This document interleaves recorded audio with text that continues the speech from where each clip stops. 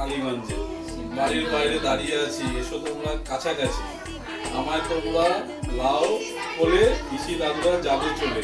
এখন অনেক রাত্রি হলো, আমায় নিয়ে ভেতরে চলো। মা তোমার কাছে করছি পায় না, কোল্ড ড্রিঙ্ক আইসক্রিম তাড়াতাড়ি দাও না। আমার পিসি দিদা আর আমার পিসা দাদু আর পিসা দাদুর ফ্যামিলিরা এই কার্তিক ঠাকুরটা ফেলেছে।